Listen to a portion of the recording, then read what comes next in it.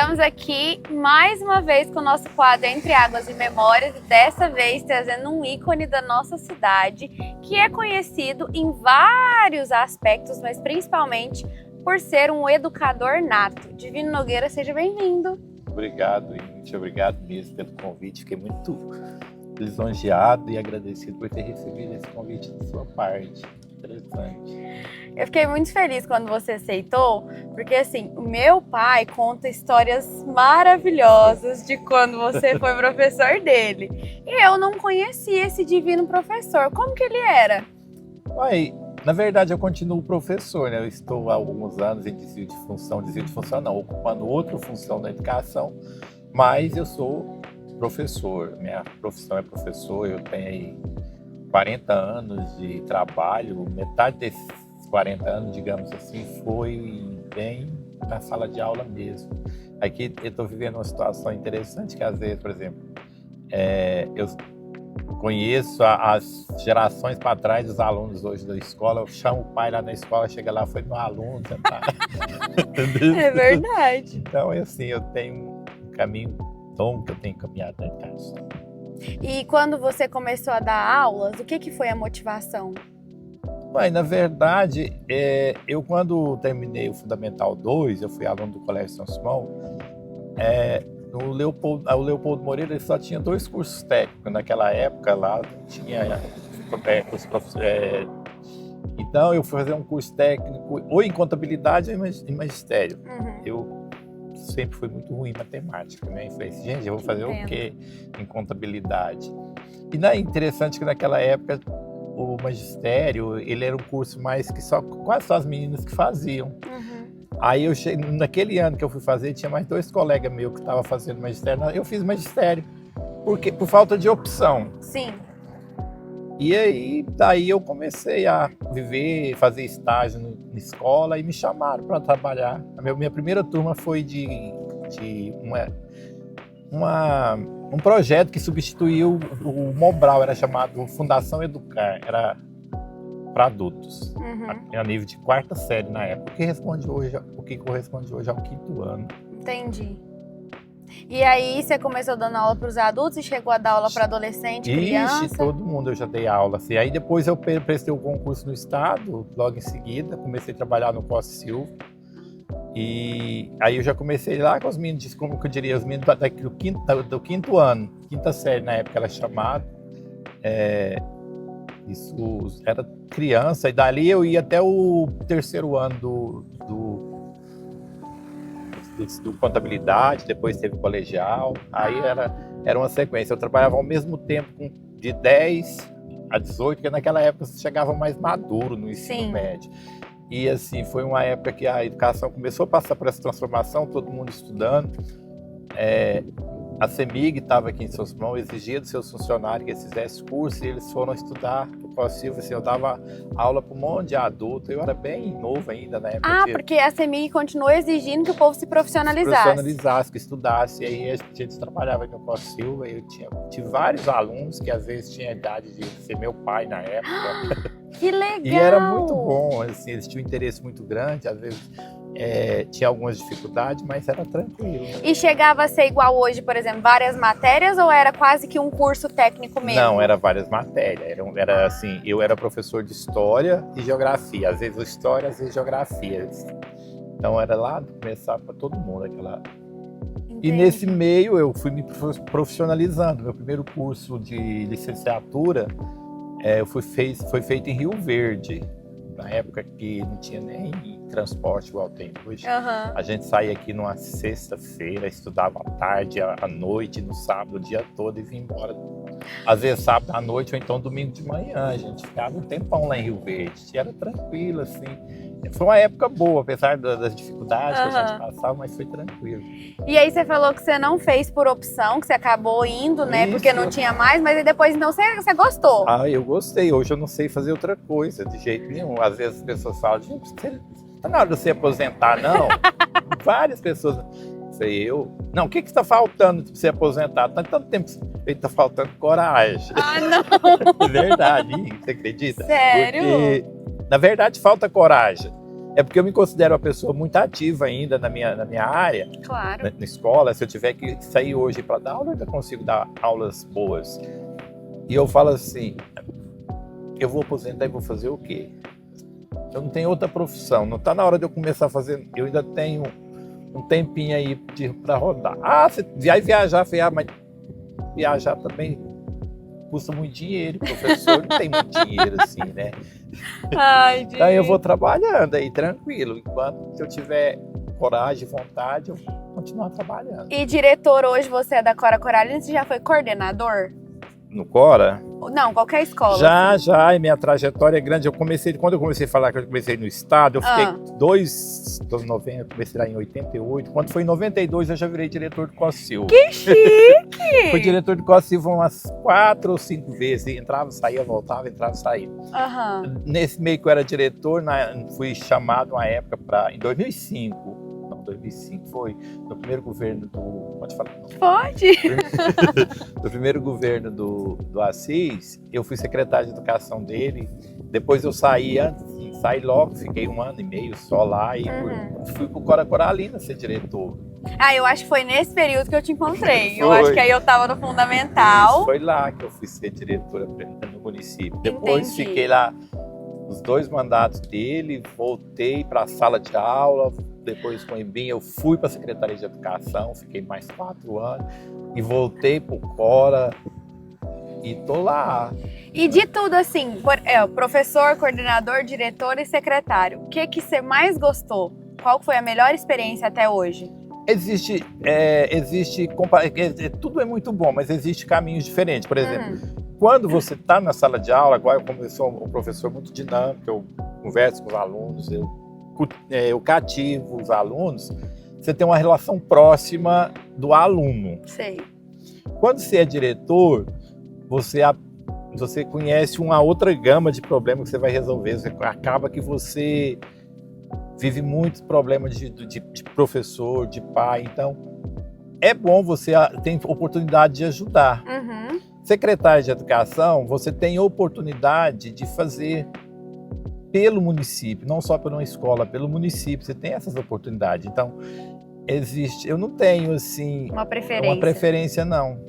Eu já passei por todas as etapas na educação aqui e eu acho que em todas elas eu fui feliz e não me arrependo de nada que eu fiz, nem que estou fazendo, não. E você falou que não pretende aposentar, então se surgir um convite para ou voltar para a sala ou ir para a secretaria, você imagina. Isso depende do momento. Por exemplo, se você estiver disposto naquele momento, se você vê que você pode fazer alguma coisa, que você consegue fazer melhor do que o que está sendo feito, é claro que você vai. Mas isso é muito relativo, assim. Hoje, por exemplo, eu estou muito feliz lá no Cora Coralina, assim. A gente tem uma parceria, uma escola muito boa, né? E agora tem uma notícia meio ruim, né? Porque a dona Joana vai aposentar e ela é sua parceira de longa data. Eu e Joana Mendonça, nós trabalhamos juntos, a gente tem uma sintonia. Sério? As pessoas costumam dizer assim, que existe as pessoas que são diferentes, mas porém eles conseguem juntos fazer um bom trabalho. Isso que assim, a dona Joana é durona, tá bom, não sei se foram alunos, vocês sabem. E eu sou mais tranquilo. Ah, será? Eu não sei não, hein?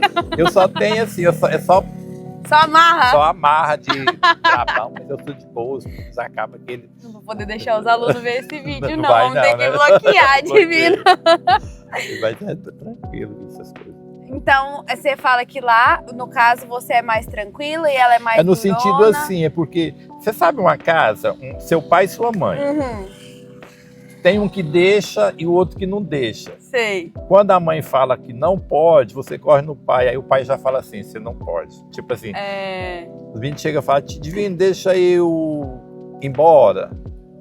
Você falou com a tia Joana? Falei. O que ela falou? Ela deixou? Não, não pode. Muito bem.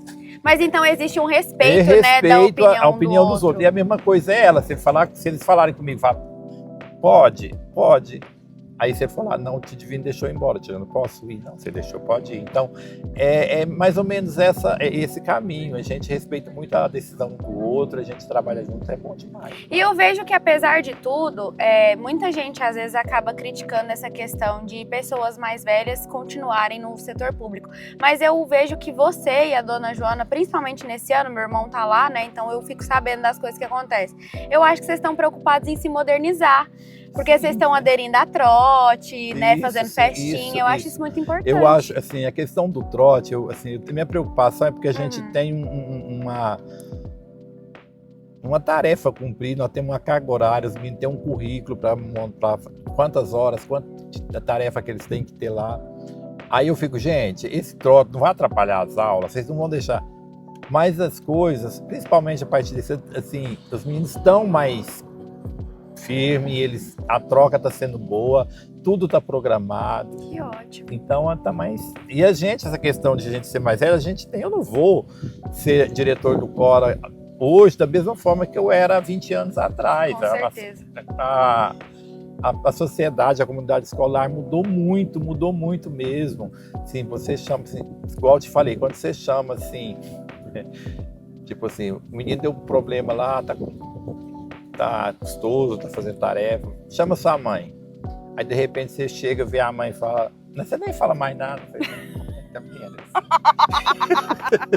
Daí lembra, né? Não, meu não vou exigir Deus. muito desse menino não, coitado, ele...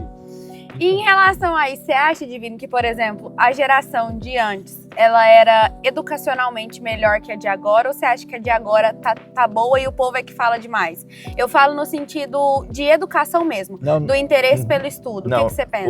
Hoje eles estão menos desinteressados. Mas também a culpa não é dele, é porque a escola não evolui muito. Tipo, por exemplo, nós estamos aí com as ferramentas na mão. A era da tecnologia, né? Tecnologia.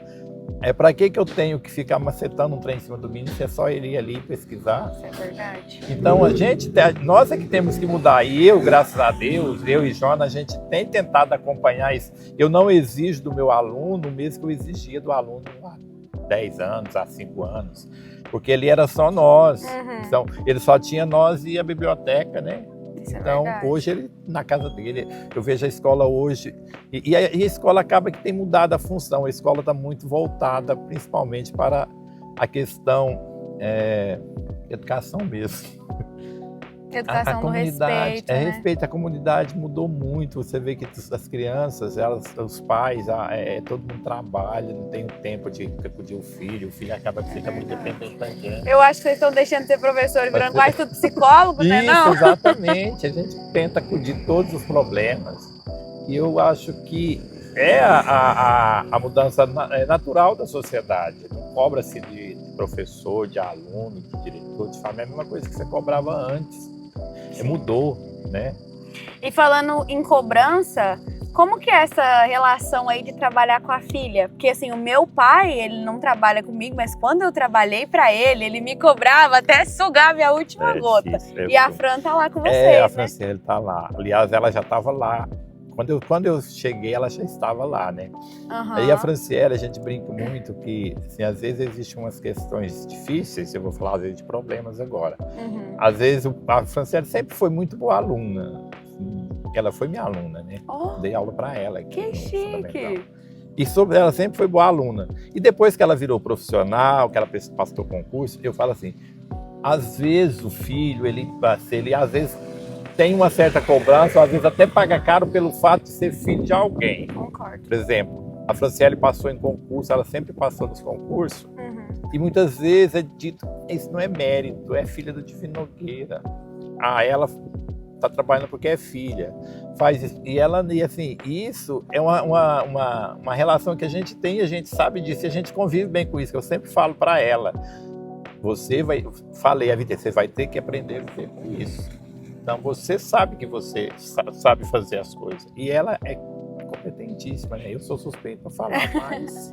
E por outro lado, a gente tem o seu outro filho, que é o empresário. Isso. E mesmo assim, você acha que ainda escuta esse tipo de coisa por conta do sobrenome? Ser tão forte? Ou você acha que aí é menos? Não, o João Paulo é porque... O João Paulo, acho que ele não escuta, não porque ele tomou um rumo completamente diferente. Certo. Agora, a carreira da Franciele de professora está ligada à minha, porque São Simão é pequena, ela começou a trabalhar no momento em que eu estava diretor, que eu estava na secretaria, né? Entendi. Lá em 2005, eu estudei. Uhum. Então, e ela já começou concursada.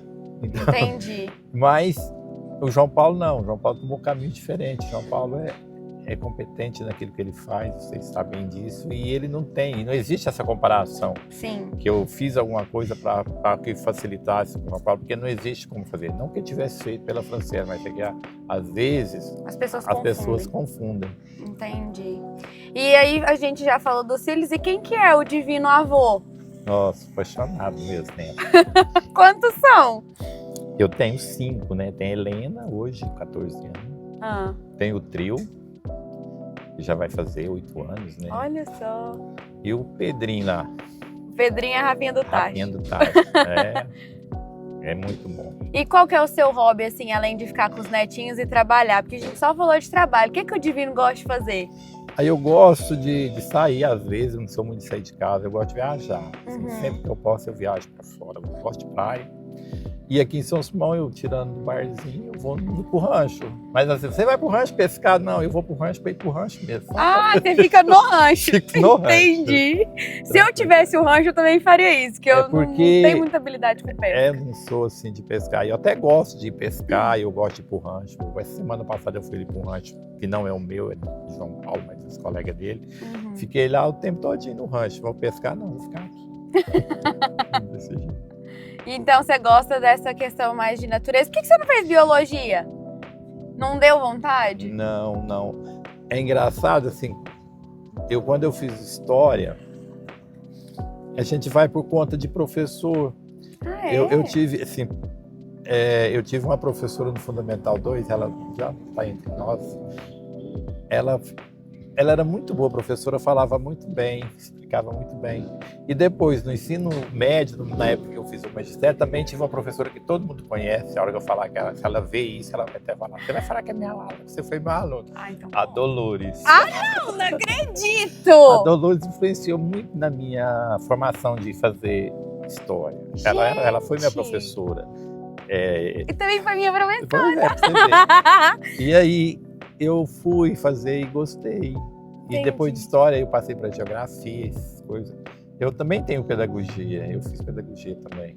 Entendi. Agora eu vou te fazer uma pergunta um pouco indiscreta. Eu sei que você é casada há muito tempo, mas você teve alguma paixão assim por alguma professora quando você estudava? Porque eu acho que todo mundo tem uma paixãozinha, ou não? Era só admiração mesmo? Não, era só admiração. Eu nunca tive paixão pelas professoras. Mesmo porque, assim, eu casei muito novo, né? Ah, foi? Eu casei quando eu estava no ensino médio, eu casei. Vixe, não, você apaixonou, foi pela Wanda logo de cara, não deu nem tempo. Foi a primeira paixão mesmo. Então, que gracinha. Eu não tive assim, porque eu já fui... E vocês sempre moraram aqui e tiveram a vida aqui? Sim.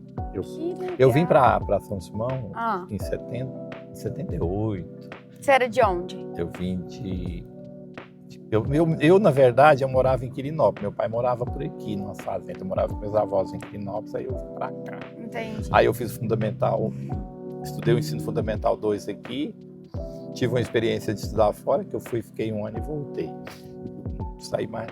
Ah, é? E ficou aqui? Fiquei aqui. Gente, que legal. E quando você para pensar na cidade antes e na cidade agora, qual que é a sua visão? Você acha que antes, quando tinha aquela divisão, que o povo era mais durão, você acha que, entre Semig e São Simão que eu falo, você acha que a gente está caminhando para frente ou você acha que tem algumas coisas que a gente deveria voltar? Para voltar jamais. São Simão era muito ruim, aquela época, sério? Eu acho. Sim, o pessoal tem um saudosismo, mas eu não, assim, apesar de gostar de ser um estudante das coisas do passado, para entender o presente, etc e tal, eu acho que caminhar tem que ser para frente. São Simão já foi muito, vamos dizer assim, passaram por muita dificuldade. A gente tinha muita dificuldade aqui em São Simão, não tinha nada, né? Porque eu vim para cá no finalzinho das obras, né, da CEMIG. Quando eu cheguei, que eu fui estudar. Nessa época ainda tinha muita gente, mas depois o povo foi embora, e São Simão virou um taperão, até que cresceu demais. Verdade. Entendi. E tem algum lugar assim específico que você tem uma memória afetiva de antes, sem ser as escolas? Tipo tipo, algo que você sempre lembra, que era a sua memória? Não sei, o lugar que você ia cavando antes. Não tem um lugarzinho assim que tem seu coração, apesar de tudo ser tão difícil naquela época? Porque muita gente fala da praia, muita gente fala às vezes da discoteca. Qual que é o lugar do divino, assim? Vai falar Sabe, escola. não é. É bem aqui onde que é o... Como é que chama? Leão dos Tecidos. Uma lanchonete. Existia uma lanchonete aí na época que a gente namorava, depois a gente casou. A gente ia muito ali. Era ali que a gente saía. Igreja aqui, a gente namorava no fundo da igreja, que era ponte de namoro, essa parte aqui. Né? Meu Deus! E já era igreja? Nossa, esse povinho era bem gostoso. Depois fala dos jovens de hoje em dia. Vocês estão vendo, né, gente? Meu Deus! Não tinha lugar pra ir, não tinha essa praça. Não tinha? Não tinha. Nossa, então os lugares eram lanchinho e a igreja. E você sempre foi católico? Sim. Ah, é? Olha só que legal. Sim. Vamos saber, Divino. Eu não conhecia esse lado do Divino que namorava atrás da igreja. É, não era só eu, não. Eles disputavam. Tinha que eu não disputar. sei, aqui tá tampado de mato, mas ali tinha um murinho assim, eu não sei se ainda. Ah, é? E o pessoal fica muito ali. Meu Deus. Não, porque na minha época, não que eu fizesse, mas algumas pessoas já fizeram isso na minha época. Aí eu não sabia que isso é uma cultura antiga. Ah, entendi. Bom, Divino, e o que você espera agora, assim, para os próximos anos em relação a você? Você acha que você já está no lucro ou tem mais algo que você quer muito fazer ainda? Não, Deus já me deu bastante. Se ele continuar mantendo, tá bom demais. Um ranchinho, uma casinha, uns netinhos? Um netinho, 2 filhos, minha esposa. Graças a Deus, dando saúde para minha família, para os meus pais, né, que já estão velhinhos. É isso, eu acho que a gente não pode querer tudo, a gente tem que viver bem. Eu vivo bem. Eu que saí de uma situação, minha vida foi muito humilde, eu fui muito simples. A gente fala humilde para não falar que era muito pobre, né? Humilde. Fala que era humilde, porque era pobre mesmo. Teve uma época, assim, eu não tenho problema de falar. Quando eu fazia faculdade em Rio Verde, eu não tinha dinheiro para comprar um salgadinho. Já teve vez de eu e uma colega minha, que a colega fazia o mesmo curso, a gente comprar uma coxinha e dividir. Ai, meu Deus. Isso depois de procurar nos bolsos, na bolsa dela, achar umas moedinhas para comprar essa coxinha. Gente. E assim, eu lembro disso, eu não tenho um pingo de tristeza, não acho que eu lembro hoje, eu tô até risado. Te forjou para ser quem você é agora, né? Isso, minha amiga Nora Ney. E, Divino, além de você e da Fran, tem mais alguém da sua família que é da área da educação? Ou isso foi um desejo que veio de você? Você herdou de alguém ou é de você mesmo? É meu mesmo. Não tinha na minha família ninguém antes de... Porque eu falo que então você é um profissional validado. Porque, por exemplo, eu vejo muita gente que antes acabou escolhendo por obrigação, mas depois até trocou de profissão, ou então saiu e foi empreender. Você não, você persistiu. E não quer nem sair, né, gente? Vocês viram que ele não quer aposentar. Não quero, de jeito nenhum. Entendi. A gente tá caminhando pro final do quadro, final do episódio. E eu tenho uma brincadeira. E agora eu vou fazer com você, igual eu faço com todo mundo. Acho que você já assistiu os outros, você já deve estar mais ou menos preparado. Você como historiador aí, ó. A brincadeira é o seguinte. Suponhamos que você foi dessa pra melhor. E ninguém mais vai lembrar do Divino, nem pelo sobrenome Nogueira, nem pela sua fisionomia, nem pela sua voz, nem pelos seus filhos, pelos netos, por nada. Mas vai ter uma frase que todas as vezes que essas pessoas escutarem, elas vão conseguir reativar todas as memórias que tinham de você. Que frase seria essa? Que frase seria? Então, eu acho que... Não, deixa eu falar só uma frase. Por mais que os problemas atrapalhe a sua caminhada, o final é sempre bom. E da onde que você tirou essa frase? Agora explica pra gente. É pela minha vivência. Eu falo assim, às vezes, hoje, por exemplo, você está vivendo um problema, eu sempre penso, não, mas nada ruim que vai demorar para sempre. O momento é ruim agora, amanhã vai melhorar. Às vezes você vai ter que entender, para você sobreviver, você tem que entender que as coisas não têm que acontecer igual você quer, você tem que transpor aqueles obstáculos. Ninguém vai facilitar a sua vida. E não facilita mesmo, né? Então, às vezes, assim, no meu trabalho, fulano pega no meu pé, você não sei o que e tal. Faz parte, aquilo lá vai fazer você crescer. Isso vale pra tudo, né? Tanto Pra nos relacionamentos, tudo, na tudo. família. Isso é verdade. Você tem que pensar sempre assim. Isso. Muito bom. Grande história, Divino. Fiquei muito feliz de te receber. Fiquei feliz de falar com você, de contar. Acho que ninguém nunca me perguntou muito sobre isso. Ah, é? Eu acho que você foi das primeiras pessoas. Tem coisas que eu falei aqui que eu acho que eu nunca tinha comentado. Sério? Nossa, eu tô lisonjeado, não acredito. Bom saber. E eu Trazer tenho mais assim, vezes. muito orgulho do trabalho que eu fiz, dos alunos que eu tive, né? Tenho muitos alunos aí de sucesso. Tem alguma história assim muito boa que você nunca esqueceu da época de sala de aula, por exemplo? Eu sei que você já viveu muita coisa, mas eu falo de sala de aula porque geralmente quando é aluno, tem uns alunos marcantes. Isso. Eu, por exemplo, a Vanessa Gomes me dá aula e toda vez quase que ela me vê, ela me deu aula na verdade. Aí hoje ela é coordenadora e ela sempre fala assim pra mim, você é igualzinho na sala de aula, até o jeito de conversar. Eu quase não converso, né? Quase não conversava. Não, assim... Não tem nenhuma história emblemática. De aluno meu, não. Eu tenho história... Na minha aula, não. Eu acho interessante uma história que aconteceu. Engraçado, no oitavo ano que eu dava aula lá no Cora Coralina, quando misturou, né? Uhum. Tinha uma professora que ela era muito brava e os meninos gostavam de implicar ela. E esses meninos, depois no final eu vou falar que esses meninos são eles, vou entregar eles também. Entrega para registro, Divino. Aí eles colocam... Tinha um brinquedo, tipo um urso, mas não era urso, Sei. era um macaco. E o macaco assoviava toda vez que passava alguém na frente deles. E lá na escola coralina, os armários eles são vazados. Sei. Eles colocaram o macaco dentro do armário. E um passava o braço na frente, o bicho assoviava. E a professora ficava brava, e assim, ia dar.